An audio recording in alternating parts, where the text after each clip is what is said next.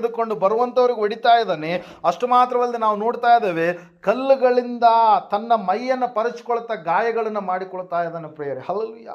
ಈ ಸಂಗತಿ ಶಿಷ್ಯರಿಗೆ ಗೊತ್ತಿಲ್ಲ, ಆದರೆ ಯೇಸುವಿಗೆ ಎಲ್ಲವೂ ಕೂಡ ಗೊತ್ತು. ಯಾಕಂದ್ರೆ ಆತನು ಸೃಷ್ಟಿಕರ್ತನಾದಂಥ ದೇವರಾಗಿದ್ದಾನೆ. ಆತನು ಯಾವೊಂದು ಕಾರಣಕ್ಕೋಸ್ಕರವಾಗಿ ಆ ಸ್ಥಳಕ್ಕೆ ಹೋಗ್ತಾ ಇದ್ದಾನೆ ಸ್ವಾಮಿಗೆ ಗೊತ್ತು ಪ್ರಿಯರೇ. ದೇವರ ವಾಕ್ಯದಲ್ಲಿ ನಾವು ನೋಡ್ತಾ ಇದ್ದೇವೆ, ಸ್ವಾಮಿ ಆ ಸ್ಥಳಕ್ಕೆ ಹೋದಂಥ ಸಮಯದಲ್ಲಿ ಆ ದೆವ್ವ ಹಿಡಿದಿರ್ತಕ್ಕಂಥ ಇಬ್ಬರು ಮನುಷ್ಯರು ಕೂಡ ಬಂದರು. ಆದರೆ ಅದರಲ್ಲಿ ಮುಖ್ಯವಾಗಿ ಒಬ್ಬ ವ್ಯಕ್ತಿ ಮಾತಾಡಿರುವಂಥದ್ದನ್ನು ನಾವು ಸತ್ಯವೇದದಲ್ಲಿ ಕಾಣ್ತಾ ಇದ್ದೇವೆ ಪ್ರಿಯರೇ. ಹಲ್ಲೆಲೂಯಾ.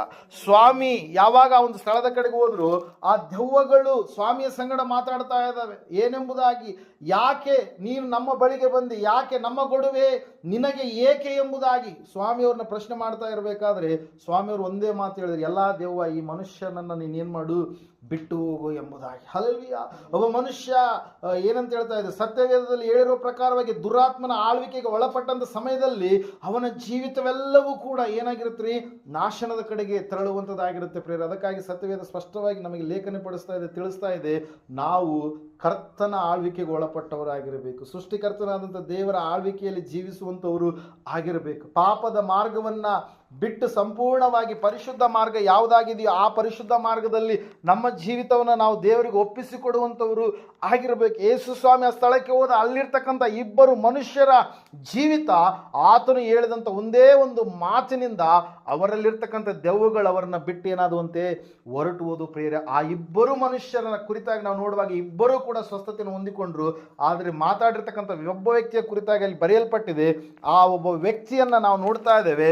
ಸತ್ಯವೇದ ಹೇಳ್ತಾ ಇದೆ ಸ್ಪಷ್ಟವಾಗಿ, ಏನಂತ ಹೇಳಂತಂದ್ರೆ, ಆ ವ್ಯಕ್ತಿ, ಸ್ವಾಮಿ ನೀನು ನನಗೆ ಇಷ್ಟು ಉಪಕಾರ ಮಾಡಿದೆ, ನಾನು ಸಮಾಜದಿಂದ, ಮನೆಯಿಂದ, ಕುಟುಂಬದಿಂದ, ಸ್ನೇಹಿತರಿಂದ, ಬಂಧು ಬಾಂಧವರಿಂದ, ಎಲ್ಲರಿಂದ ದೂರವಾಗಿರ್ತಕ್ಕಂಥ ನನ್ನನ್ನು ನೀನು ಸ್ವಸ್ಥಪಡಿಸಿದ್ದಿ. ಅದಕ್ಕಾಗಿ ನಾನು ನಿನ್ನನ್ನು ಬಿಟ್ಟು ಎಲ್ಲಿಗೂ ಕೂಡ ಹೋಗೋದಿಲ್ಲ, ನಾನು ನಿನ್ನ ಹಿಂದೆಯೇ ಬರ್ತೇನೆ ಎಂಬುದಾಗಿ ಹೇಳಿದಾಗ ಯೇಸು ಸ್ವಾಮಿ ಒಂದು ಮಾತನ್ನು ಹೇಳ್ತಾ ಇದ್ದಾರೆ ಪ್ರಿಯರೇ. ಹಲ್ಲೆಲೂಯಾ.